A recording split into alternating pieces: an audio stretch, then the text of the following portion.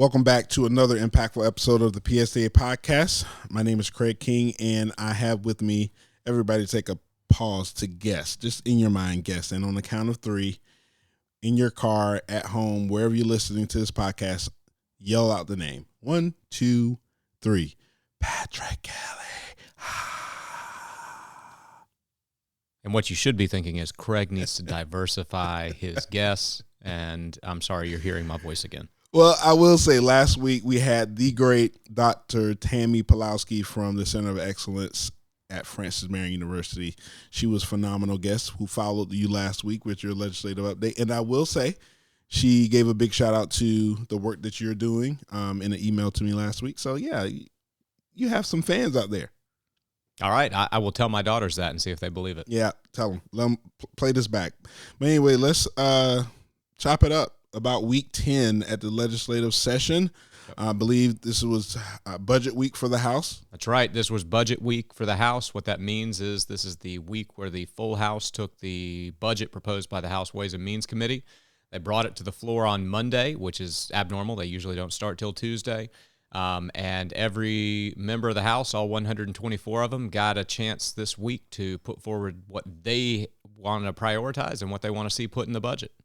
Well, Patrick, I think that first night I went to sleep, but when I got up the next day, we had a group of teachers visiting the State House, and I think Tony in our office might have shared that they got out at 11:30. 11:30 p.m. on Monday night. There were all told over the course of the budget debate, there were just under 100 proposed amendments. So it was an extended debate, Monday until 11:30 p.m. Tuesday ran from 9 in the morning till about 5:30 in the afternoon. And then they wrapped up at that point. So they effectively got like 4 days of legislative work in over the course of 2 days. But the wild thing is, of those 100 approximately proposed amendments, only a handful of them dealt with K-12 education, which is not usually the case. And only one K-12 related amendment got adopted on the floor of the House. And it's an amendment that would simply prohibit districts from using state money to provide a monetary incentive to a student to get the COVID-19 vaccine. Outside of that, nothing about the K-12 budget changed on the floor of the House. So it exactly mirrors what the Ways and Means Committee passed a couple of weeks ago. And if you're a teacher, you should be enthused by that? I would think so. I mean, there's a lot in there. There's money for school safety facility upgrades, which is something we've worked with to advocate for with our partner associations and the Coalition for Safer Schools. There's money to increase the teacher supply check, to increase bus driver pay, for instructional materials. There's a lot of money there for different educational priorities, but I think the headline is a $260 million increase in the state aid to classroom line in the state budget.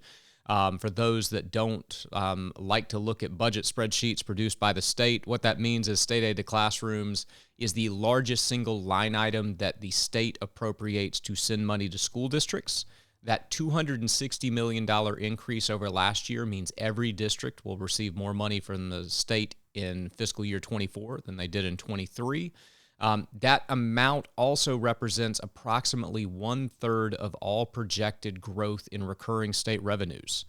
So that's a pretty substantial investment that would be flowing to districts if the Senate and the governor adopt this line item that the House has now passed. Yeah, so as the House kind of transitions out of their budget work currently, because we know it hasn't ended yet, but they have sent their version to the Senate. What can we anticipate in the House going forward? Well, in the House will get a second bite at the budget when it comes back from the Senate.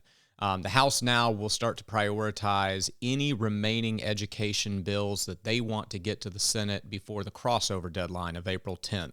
And what that means is that for a bill to get to the governor's desk this year, it needs to cross from one chamber to the other by April 10th. If it doesn't, let's say the bill gets passed on April 12th from one chamber to the other, it takes a 2/3 supermajority to allow that bill to come to the floor for debate. Not an impossible feat. It's happened before, but it is a unlikely feat. So the House will start prioritizing any remaining education bills they have that they want to get to the Senate by that April 10th deadline.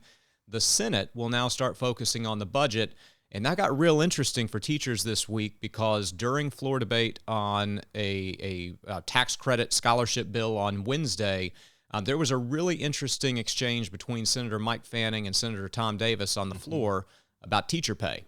And so that's going to have a big impact if those two gentlemen continue this forward into the budget debate, and both of them are members of the Senate Finance Committee. They were talking about the need to ensure that every teacher gets a $5,000 to $6,000 pay raise next year. And they were talking about ways to potentially do that, both through increased funding and through cutting requirements on districts for how they spend money, so districts could free up more money to pay to increase pay for teachers and other people that are paid on the teacher salary schedule. So that Senate budget debate looks a lot more interesting today than it did a few days ago because of that discussion between Senator Fanning and Senator Davis. Yeah, interesting is an interesting word because, Patrick, you know, when we look at the political spectrum of Senator Tom Davis and Senator Mike Fanning, to have both of them to engage in that type of debate and to have that agreement and as it relates to teacher salaries will make for an interesting debate, for lack of a better word. So excited to see where that goes. Anything before we exit today that you want to share with our members in South Carolina as well as Alaska? Yeah, I mean, and this is something that could be interesting to members in Alaska as well. The Senate this week held the first subcommittee hearing on the Transparency and Integrity in Education Act, the bill that was passed by the House a few weeks ago. There were 18 different individuals that gave public testimony on the bill. This week's hearing was dedicated entirely to public testimony. There was no debate among senators, no amendments offered, no legislative action. It's just a listening session, basically. 18 people testified. There were far more than 18 people there signed up to testify, but the subcommittee had to adjourn at a certain time to give the room to another subcommittee. So there will be opportunities for people that signed up to testify this week that didn't get to come back and testify in the future. But what really jumped out in that testimony was some pretty compelling testimony from teachers as well as a former teacher, a retired teacher, about concerns they have with provisions in the Transparency Act that were added on the floor of the House. And if PSTA members have checked out their Legislative Alert Network email for the last few weeks, they have seen reference to this. The first provision that's really troublesome to us that, again, a listener in Alaska may want to pay attention to is it would allow any parent in the United States to sue any school district in South Carolina to get injunctive relief from a court to stop any instructional practice. So our listeners in Alaska could sue Spartanburg 7, Richland 2, Charleston, pick a school district, right, sue to ask a court to stop them from engaging in instructional practice. PSTA fundamentally opposes that because there's already a complaint process built into the bill allowing students, families, and school district employees to act on concerns they may have about instructional content. This lawsuit provision would bypass all of that, and that's got to go because that will fundamentally inhibit the ability to teach state standards.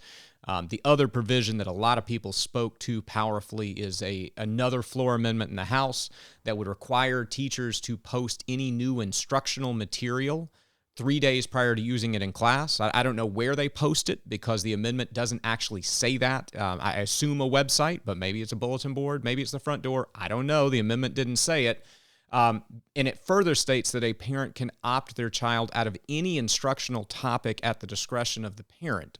So this isn't, I want my child to get a different novel. I had a friend when, back in the dark ages of the 19s, as my daughters call my childhood experience, I had a friend who parents didn't want him to read Scarlet Letter in high school because Scarlet Letter deals with some topics in relationships between individuals that my friend's parent just didn't want.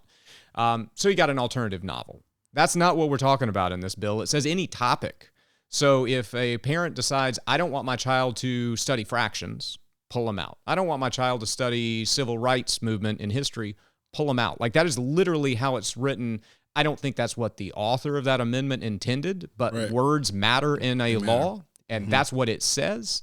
So you could end up, in effect, with every family becoming the standards writer for the state. Now, PSTA supports the right of a family to be aware of what's going on in the classroom, to be engaged, to give feedback on what is going on with their child's education. And in some cases, like in the health education curriculum, as state law points out, giving a parent an opportunity for an alternative curriculum. But we have state standards in South Carolina for a reason. And if you allow anyone to opt out of any topic for any reason, then you're going to end up with as many sets of standards as you have families in the classroom. Right. And those students will still be held accountable to the same state assessment in May that covers the full breadth of the state standards. So, you know, my daughter would have loved for me to have pulled her out of fractions in middle school math.